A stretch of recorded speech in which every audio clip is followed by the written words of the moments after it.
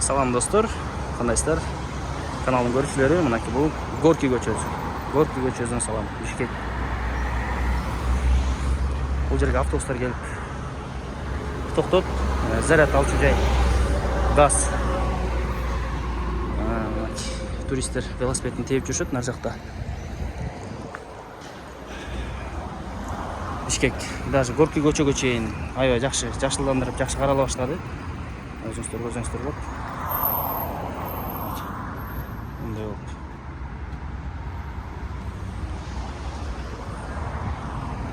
Эң башкысы могу бак тараптарды кыйып салбаса эле сонун болуп көрүнөт, карагачы.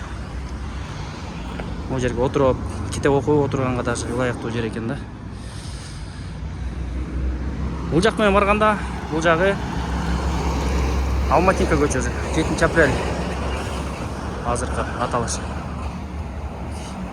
Кыргызстан кандай сонун достор, арыктан таптаза суу агып атат. Бул жака Дасмияга кирип кетет достор. Билесиздер.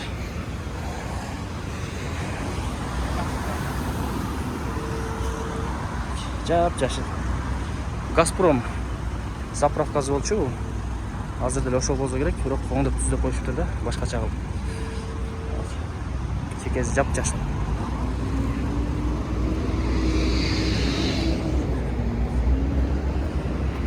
Мындай дополнительно суу толтуруп алып чыгарышат.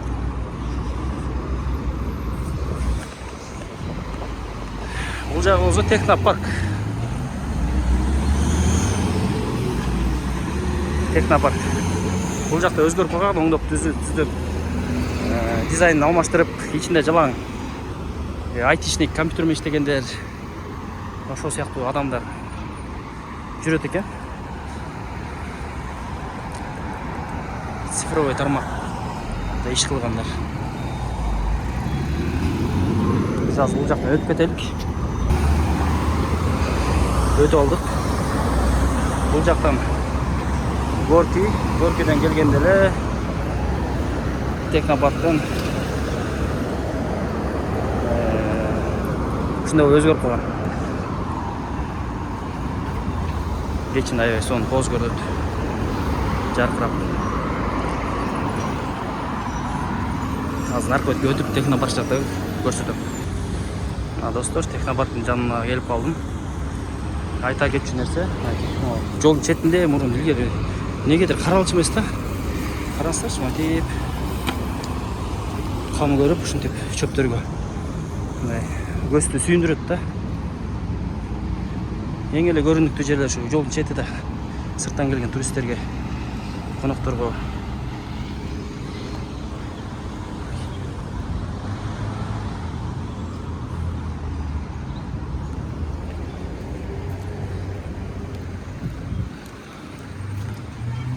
жап-жашыл.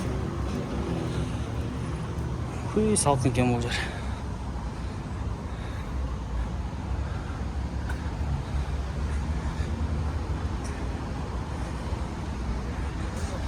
Мындай кеткенде бул 7 апрель көчөсү. Жаңы Технопаркты көрө элек болгондорго да арналат бул видео. Көптөн бери келелектерге, может, чет мамлекеттерде жүрүп Кыргызстанды сагынган мекендештер, барыңыздарга салам. Кыргызстандан, Бишкектен. Каналга катталып, лайктан басып коюңуздар, ой пикирлериңизди жазып, Кыргызстандын бардык жагына барабыз буюрса. Бишкектин өзгөрүлүш жерлерине тартып коюн. Анан айта кетчү нерсе, могу жерге Токио деп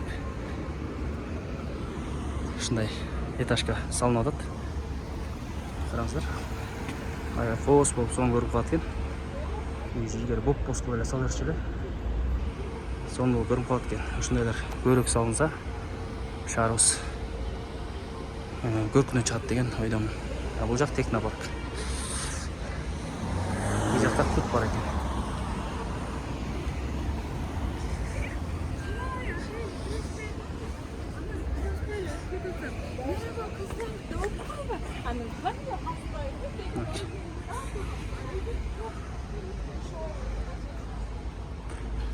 Артвин дейт. Бул жак Токио дейт. Ушул жактар мурун жөн эле жатчу эле. Склад сыяктуу бир нерселер болуп бүт баарын сүрүдүрүп туруп анан кийин ушундай этажкалар салып атышат да. Бул жактан ичине кирип кетет технопарктын.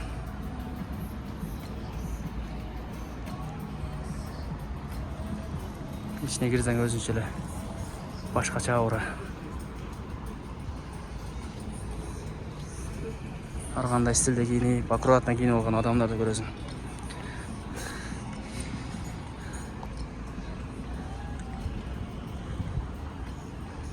Ошол достор, бияка дагы кирип бир аураны сезип кетиңерди, кетип койсоңор болот. Сезип аураны. Башкача да кирсең, негедир. Бардык эле ноутбуктар менен иш кылат окшойт. Азия магазини.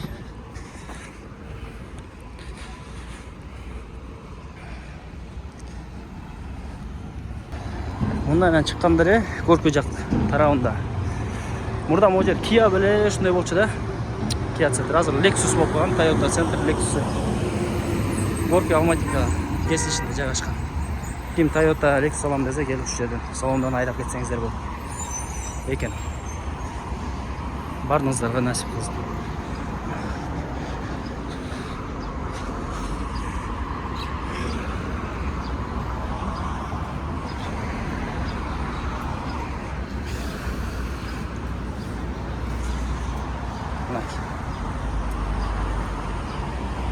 Lexus, Toyota'lar sizlerdi kütüp durat.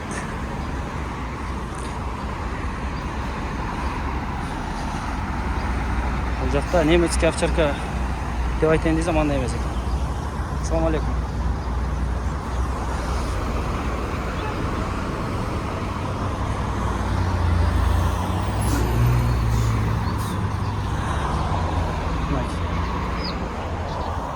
Бүт эле жакта жалпысынан Бишкектин ар тарабында стройка иштери, курулуш иштери жүрүп эле кайнап атат да достор. Мунун аркасында дагы имараттар салып атыптыр. Бул жакка да салынып калган. Айтор оңдо түздө иштери укмуш жүрүп жатат.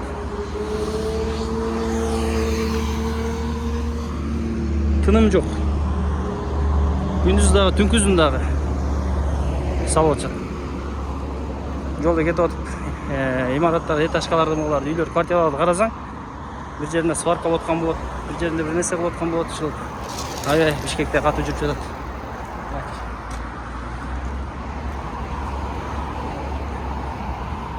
Достор, каналга катталып, лайктан басып коюңуздар. Буюрса, может, балким сиздердин шаарыңыздарга дагы, айылдарыңыздарга да барып кала беребиз. Эмки чыгарылышка чейин жакшы калыңыздар достор.